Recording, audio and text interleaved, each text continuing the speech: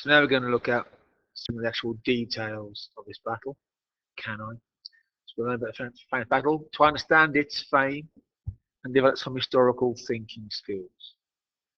Keywords: well, plain, bit of flat land, no hills, nowhere to hide. A depot, a place where you store things. A depot. Deployment, where you lay out your army before a battle, is deployment. Crescent, convex, concave, all shapes. I hope you know what a crescent is. Convex, a line bowing out. Concave, a line bowing in. Advance, double envelopment. Annihilation, completely wiped out. So, Cannae. Cannae is a big Roman supply depot. Hannibal captures it. This needs supplies. It's in sort of southern Italy on the Adriatic coast. And the Romans, with their massive new army, head towards him because they actually quite like the idea of fighting him there. It's a big open plain. There's a river on one side. There's a line of low hills over here. Nowhere to hide, really. So the Romans mark this place. They can't think of any way for Hannibal to trick them here. There's nowhere to hide soldiers, no ambush. They're going to roll out. So the Roman plan, as we said before, is to simply gather together an enormous army. 8 legions, plus 8 allied legions, plus cavalry, giving a total of maybe 90,000, 100,000 men. And they're simply going to steamroller Hannibal. Similar to the Trebia, where the legionaries broke through the centre, but on a larger scale, just crush, and try and crush Hannibal before he's got a chance to pull any fancy tricks with his cavalry on them. So they line up their infantry like this. There's 3 lines as normal, but they're much closer together, and there's no gaps in between them. There's no quincunx here. It's just 3 big lines, and they're just going to simply push forward and smash through Hannibal's centre and crush him before there can be any tricks. Hannibal's keen on this. You can see what the Romans are going to do, and he's got a plan to fight back. See here in these sketches. He's going to push his infantry out in a line, a crescent line, convex, with a centre towards the Roman centre.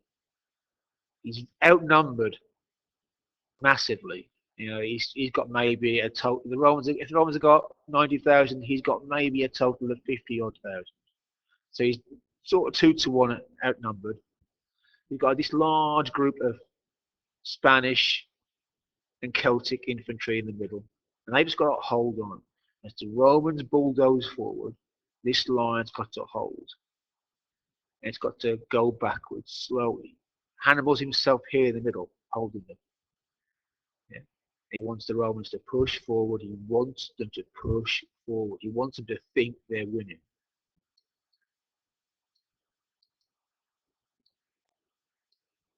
So, what happens? We're going to read through this to Polybius and the Livy version in class to give us the details about it. So I'm not going to go into it in too great detail here. But essentially, the Romans push forward, think they're winning. Hannibal's Celtic and Spanish troops give ground, give ground, give ground, and they're almost breaking. The Romans, they want, they push forward, they push forward, they push forward. But they've not noticed that at the sides are Hannibal's African infantry, and they've not been used yet. And they form the sides of the box here. Here they are, blocks. There they are, there they are. And more importantly, much more importantly, on the flanks, Hannibal's using his cavalry with his usual devastating effect. The Numidians on Hannibal's right are keeping the Roman allied cavalry busy. But Hannibal's concentrated his best cavalry, his heavy cavalry, his Spanish and Celtic cavalry on his left, and they smash the Roman cavalry, drive them from the field, reform, ride across the back of the field, smash the allied cavalry who are fighting the Numidians, they leave, reform again, and attack the Roman legions from behind.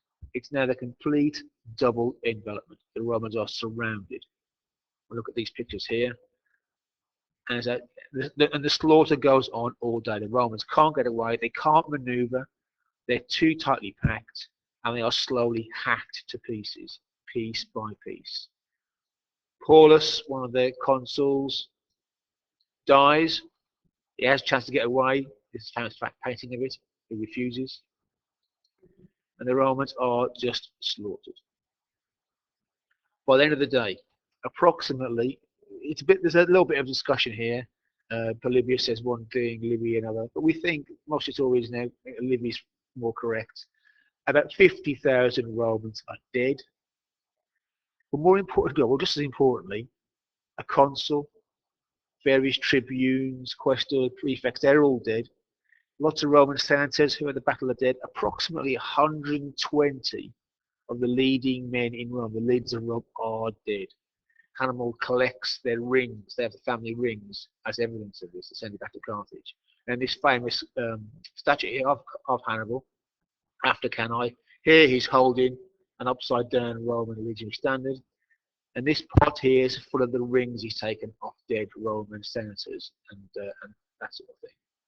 The next day, as the Carthaginians survey the battlefield, there's just huge piles of corpses, some of whom are still alive, had to be finished off there and there, slaughtered one at a time. They come across, in one famous scene from Polybius, they come across a dead Roman, and underneath him is a still living Numidian. And the Numidian, however, is missing one of his ears and his nose, and the Roman, in his death throes, has bitten it off. So the fighting was incredibly savage. I've said here, to understand this battle's fate, it's gone down history as the ultimate battle of annihilation. It's still studied today in military colleges.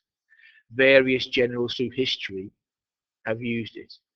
German generals in World War I and World War II were constantly banging on about Cannae. The famous Schlieffen plan from World War I is a version of Cannae, the double envelopment. It was an extremely famous and well-known battle.